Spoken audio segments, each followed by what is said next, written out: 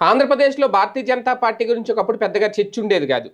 మొన్న ఆ మధ్యన సోము వీర్రాజు గారు ఉన్నంతసేపు మాత్రం ఒక చర్చ వచ్చేస్తా ఉండేది ఎప్పటికప్పుడు. అప్పుడు వైసీపీని ఆయన ఎక్కువ విమర్శించేవారు, జగన్ తిట్టేవారు, ఆయన అధ్యక్షుడు. తర్వాత పెద్దగా మళ్ళీ సైలెంట్ అయిపోయింది. అంటే ఆంధ్రప్రదేశ్ బీజేపీ వైపు నుంచి ఇప్పటికీ పెద్దగా యాక్టివిటీస్ ఏమి ఉండవు. నిన్న మొన్న పురంధేశ్వరి గారు మాట్లాడడం తప్ప కీలక అంశాల్లో ఆమె కూడా ఎందుకో సైలెంట్గా ఉంటారు, మౌనం వహిస్తూ ఉంటారు. అంటే చట్టం తన పని తాను చేసుకెళ్ళిపోద్ది అన్నట్టు, కేంద్రం తన పని తాను చేసుకెళ్ళిపోతుంది, ఇంకా ఇక్కడ మేము చేయాల్సింది ఏముంది అన్నట్టుగానే ఉంటారు. కానీ ప్రజల్లో మాత్రం ఒక వేరియేషన్ అయితే కనిపిస్తుంది. గతానికి ఇప్పటికీ ఆ డిఫరెన్సెస్ అయితే చూస్తున్నాం. ఏంటి అంటే, ఏ పథకం కేంద్రం నుంచి వస్తుంది, ఏ పథకానికి కేంద్ర సాయం అందుతుంది, కేంద్ర సాయం లేనిదే రాష్ట్ర ప్రభుత్వాలు పరిపాలించలేవు అనేది గతంతో పోలిస్తే ఫీల్ అయ్యే వారి సంఖ్య పెరిగింది. అంటే ఇంతకుముందు ఒక 20 మంది అనుకుంటే 100లో, లేదంటే ఒక ఇద్దరు అనుకుంటే, సారీ 20 మంది అంటే చాలా పెద్ద పదవి, ఇద్దరు అనుకుంటే ఇప్పుడు అది ఒక 5గురో లేదంటే 10 మంది అనుకునే స్థాయికి వచ్చింది. అంటే తెలుస్తోంది కేంద్రం ఏం చేస్తుంది అనేది. ఇది నిజంగా బీజేపీ ఆలోచనలు, అది కూడా నరేంద్ర మోడీ గారు వచ్చిన తర్వాత. ఎందుకంటే కేంద్రంలో ఏ పార్టీ ఉన్నా ఆ పార్టీని, కేంద్ర ప్రభుత్వాన్ని గుర్తుపెట్టుకోవాలంటే ఆ పార్టీ, కేంద్ర ప్రభుత్వం తీసుకునే నిర్ణయాల మీద ఆధారపడి ఉంటుంది.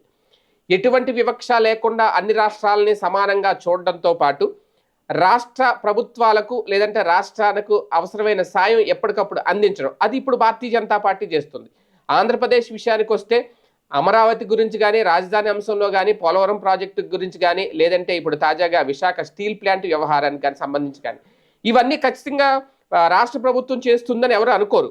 అలాగని రేపొద్దున ఇవన్నీ బీజేపీ చేసింది కాబట్టి బీజేపీకి ఓట్లు వేసేసి బీజేపీ నిలబెట్టిన ప్రతి అభ్యర్థిని గెలిపించేస్తారా? గెలిపించడం. మళ్ళీ అక్కడ ప్రాంతీయ భావం, ప్రాంతీయ పార్టీ అనే దే గుర్తొస్తుంది జనాలకి, ఓట్లు వేసే వాళ్ళకి.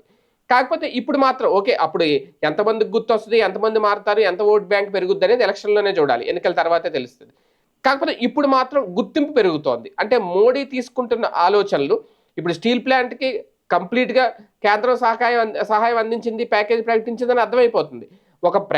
ఒక ప్యాకేజీ అనే దాన్ని ప్రకటించి అప్పులో ఊబిలో కూరుకుపోయిన, నష్టాల్లో కూరుకుపోయిన ప్రైవేట్ పరం చేస్తే కానీ ఆ స్టీల్ ప్లాంట్ కొనసాగదు అనుకుంటున్న టైంలో మళ్ళీ దాన్ని పైకి లేపడం, ఒక రకంగా ఊపిరిపోయడం అని అనాలి దీన్ని.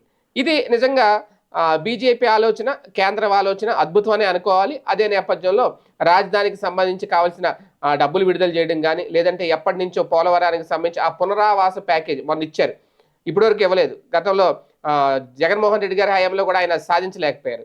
ఓకే, ఇప్పుడు వచ్చిందంటే ఆ క్రెడిట్ బాబు గారికి ఇవ్వాలా, పవన్ కళ్యాణ్ గారికి ఇవ్వాలా, మోడీకి ఇవ్వాలని పక్కన పెడితే బీజేపీ కేంద్ర ప్రభుత్వం అయితే రిలీజ్ చేసింది. ఖచ్చితంగా కేంద్రానికి ఆ క్రెడిట్ అవుద్ది. అంటే ఈ ఆలోచనలు, భారతీయ జనతా పార్టీ తీసుకుంటున్న ఆలోచనలు, నిర్ణయాలు ఆంధ్రప్రదేశ్కి వరమే కాదు, అద్భుతం అనేది కూడా కొంతమంది విశ్లేషకులు చెప్తున్నమాట.